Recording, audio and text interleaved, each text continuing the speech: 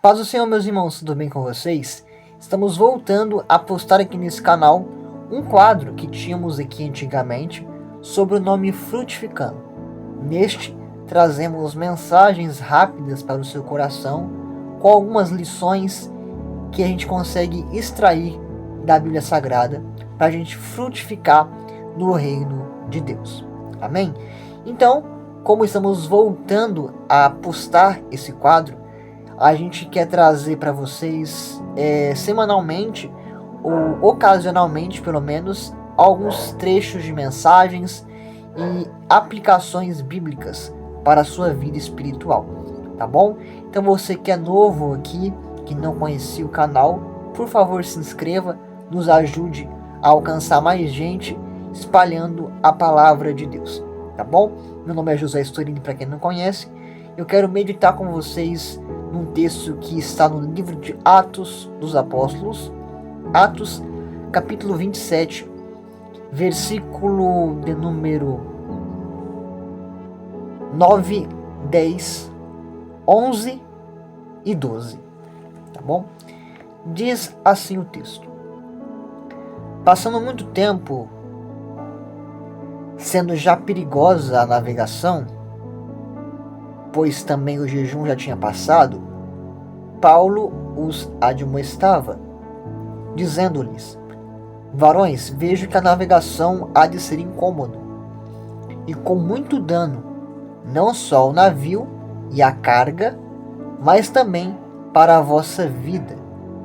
Mas o centurião cria mais no piloto e no mestre do que no que dizia Paulo.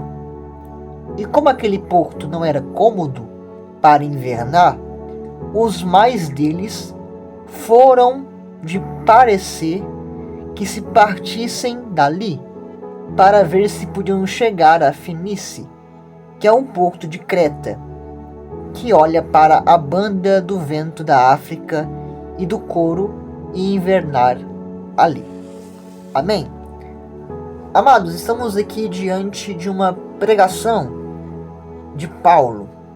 Paulo admoesta os navegadores, os tripulantes daquela embarcação, para que não saísse do porto que eles estavam. O nome do porto era Bons Portos, e segundo o relato bíblico, Paulo estava indo em direção a Roma para ser julgado pelo próprio governador. Porém, Paulo, usado por Deus, prediz que uma tempestade muito grande estava vindo e que aquela tempestade poderia causar dano não só ao navio e aos pertences daqueles tripulantes, mas também poderia causar dano à própria vida deles.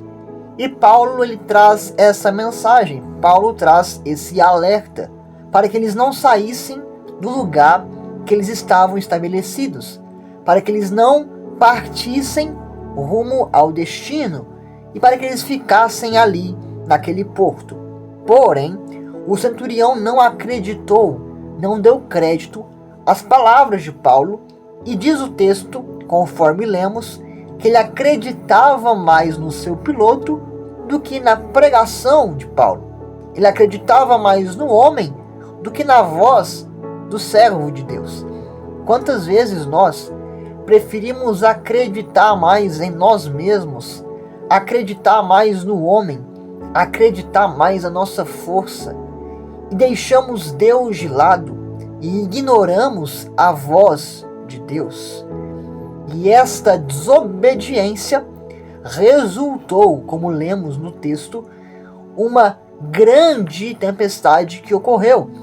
A tempestade veio através da negação e da negligência à palavra de Deus que Paulo havia pregado. A tempestade veio através da desobediência daqueles homens.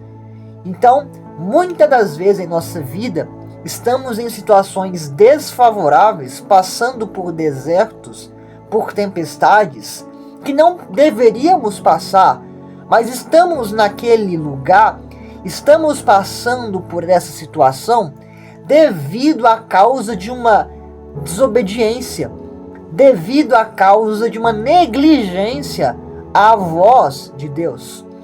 Perceba, tem tempestades que Deus envia para nos provar e aprovar. Tem tempestade que Deus envia para amadurecer a nossa fé, para nos deixar mais firme, para se revelar através daquela tempestade para nós. Porém, há tempestades, há problemas, há dificuldades que nós mesmos atraímos por causa da desobediência, e isto serve de lição. Ouça a voz de Deus, ouça a pregação do seu pastor, assim como Paulo era o pregador daquela noite. Ouça a pregação, entenda qual é a vontade de Deus, mesmo que não seja favorável ou confortável a você. É melhor estar diante da voz de Deus do que diante das ondas do mar. É melhor estar em um lugar que pode ser desconfortável do que estar em um lugar que pode causar a morte. Então, por não estarem se sentindo confortáveis, por aquele lugar não ser prazeroso o suficiente para eles, escolhem desobedecer à orientação de Paulo e partir rumo ao seu destino, partir a outro porto. Então, tal desobediência causou aquela tempestade.